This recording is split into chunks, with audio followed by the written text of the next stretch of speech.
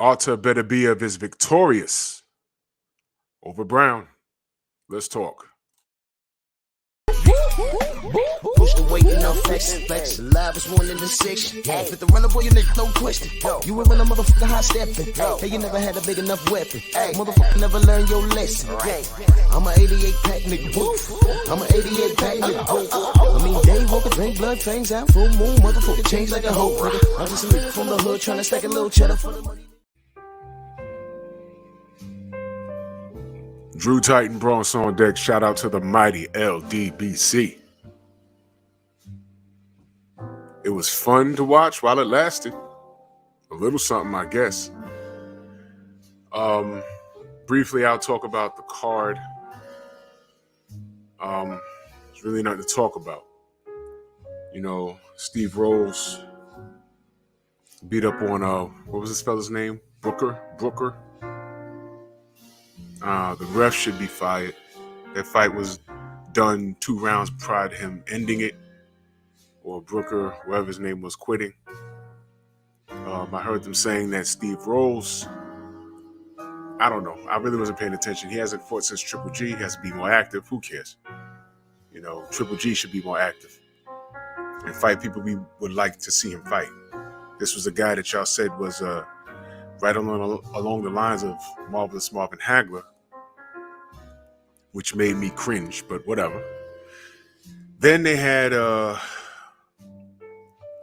female bout. I sat through the whole thing. It was hilarious because, and I'm not even gonna hold you. I didn't even know who those women were, but one looked like she knew what she was doing, and the other one was leading with her head, and it was ugly. The judges got the call right, but I wasn't impressed by that. Main event was Beterbiev versus Browne. Now, you know, I was a little torn at this because Browne is from New York, Staten Island. Beterbiev is trained by a friend of the show. Y'all do the research if you want. You know, John Scully. So, you know, I have no problem with Beterbiev. You know, hard-nosed, tough guy. Bad cut in this fight. Clash of heads, I believe. Browne had a very strange strategy. I could have swore his defense was better than that. Would just back up on the ropes and put the high guard up, and he would allow Beterbiev to tee off on him. Whereas during that, let me tell you, Beterbiev had a bad cut.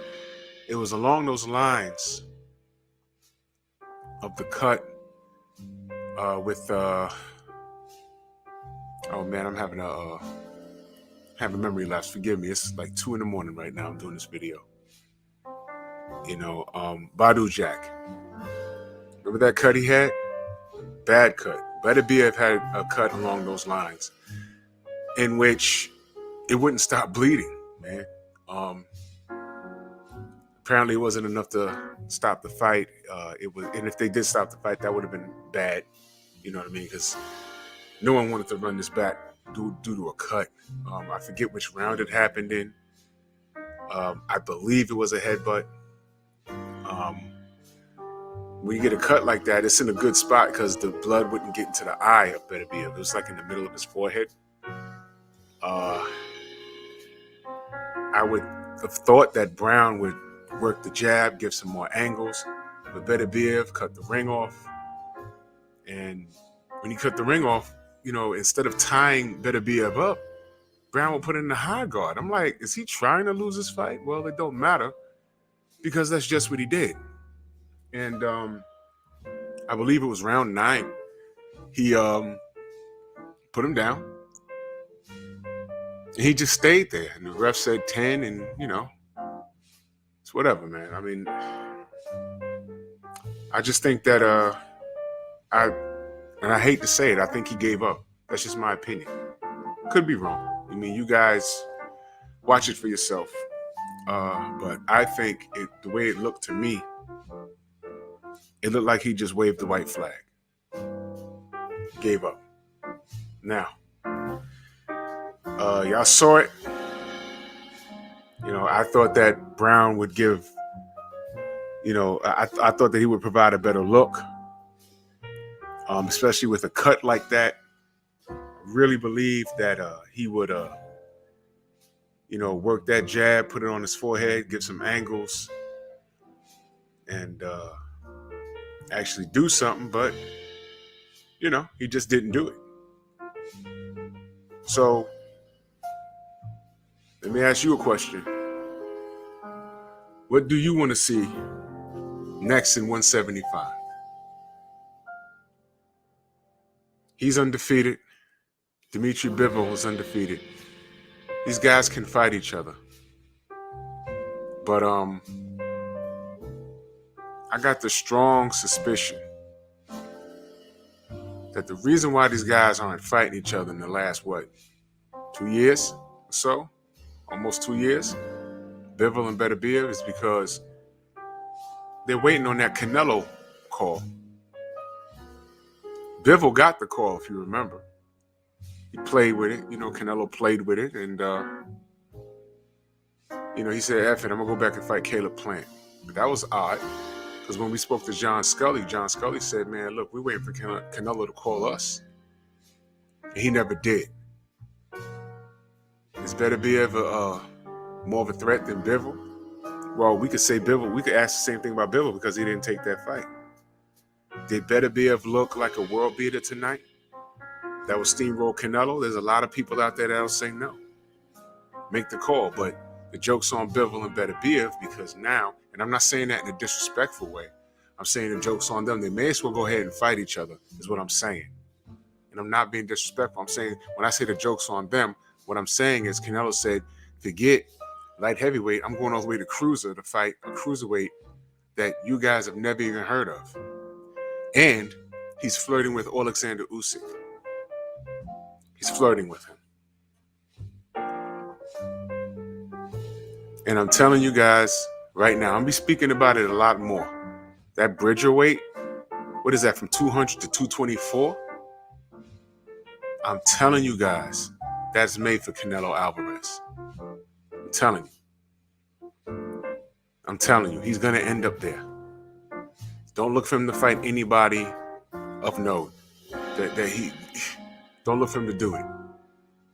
See, there was jokes behind what the general said when he said, I want to see Deontay Wilder versus Canelo Alvarez. But really think about it. Deontay has never gotten a ring and been heavier than any of his opponents. Ever. So he had to pack on 230 pounds. And a lot of people say that wasn't natural for him, which is why he looked gassed. But I'm not going to get into all of that. That bridge weight is easy for him to make. So it was a joke, but then again, it wasn't. I'll say it again, it was a joke, but then again, it wasn't, because you know what? If Canelo ends up there, if he's successful at cruiserweight, they may entertain a Usyk match. But if he sees a big payday at heavyweight and he can make that Bridger weight, he's going to skip cruiserweight and go straight over there. But who's he going to fight? That's why it was a joke, but not quite, when we said, hey, man, what's up with Deontay versus Canelo? What's up with that? Because we know Deontay Wilder can make between 200 and 224. We know that. And some will say, myself included, Canelo can make 200 pounds with the help of some PEDs that the WBC moved the goalpost on. And y'all know what I'm talking about. I'm not lying. Look it up. Because what he got popped for, if he gets popped with that same levels, again, the same amount, he's in the clear. Okay? So y'all can shout out the WBC for that nonsense. But, excuse me. 175. The reason why Beterbiev and Bivol need to just go ahead and fight each other is because I don't think Canelo's paying them any mind. Both of those fights are dangerous for Canelo. I know there's a lot of Canelo supporters that say, based off of what we've seen tonight, Beterbiev is not even a threat. Okay. You can say that all you want. You know what my stance is. Make the fight. But I don't think so. So what's next? And I didn't mean to go off on a tangent, but I just wanted to prepare y'all for a possibility of what Canelo's going to do. And I honestly believe that 175 was waiting around to see what Canelo was going to do. He flirted with Bivol. It didn't happen. John Scully said Beterbiev, his phone didn't even ring. And everyone's wondering, why hasn't Bivol and Beterbiev even fought? They may as well go ahead and fight. We might be looking at an instant classic. Who knows? So shout out to Dmitry Bivol. And shout out to Artur Beterbiev, who was victorious tonight. You know, a win is a win. You know, and salute to him. I'm curious to know what's next. I'll try and get John back on the show, family. Browne on deck.